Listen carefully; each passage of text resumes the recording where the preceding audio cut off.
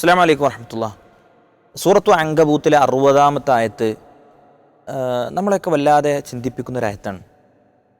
അല്ലാഹു സുബ്ഹാനഹു വ തആല പറയാണ്, വകഅയ്യിൻ മിൻ ദാബത്തിൻ ലാ തഹ്മിലു റിസ്ഖഹാ അല്ലാഹു യർസുഖുഹാ വ ഇയ്യാക്കും. ഈ ഭൂമിയിലെ ഏത് ജീവജാലങ്ങളും അതൊന്നും അവയുടെ റിസ്ക്, ഉപജീവനം അതൊന്നും അവരുടെ കയ്യിലല്ല, അവരതൊന്നും ഉടമപ്പെടുത്തിയിട്ടില്ല. അല്ലാഹു യർസുഖുഹാ വ ഇയ്യാക്കും, അള്ളാഹുവാണ് അവക്കും നിങ്ങൾക്കും റിസ്ക് നൽകുന്നവൻ, ഉപജീവനം നൽകുന്നവൻ എന്നാണ്.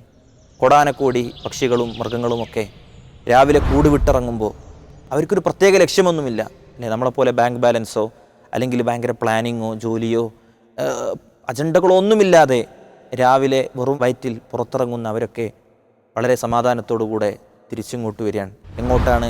ഒരു ലക്ഷ്യം പോലുമില്ലാതെ അവർ പുറത്തിറങ്ങുമ്പോൾ അവർക്കൊക്കെയുള്ള ഉപജീവനം അള്ളാഹുവാണ് നിശ്ചയിച്ചു കൊടുത്തിട്ടുള്ളത് എങ്കിൽ, അവരൊക്കെ വയറ് നിറഞ്ഞാണ് തിരിച്ചു വരുന്നത് എങ്കിൽ, അങ്ങനെ തന്നെയാണ് നിങ്ങളുടെയും അവസ്ഥ അല്ലേ. അള്ളാഹുവാണ് നിങ്ങൾക്കും ഉപജീവനം നൽകുന്നവനെന്നാണ്. അതുകൊണ്ട് തന്നെ ഉപജീവനത്തിൻ്റെ കാര്യത്തിലാണ് പലപ്പോഴും നമ്മൾ ബാക്കിയുള്ളതൊക്കെ മറന്നു പോകാറുള്ളത്.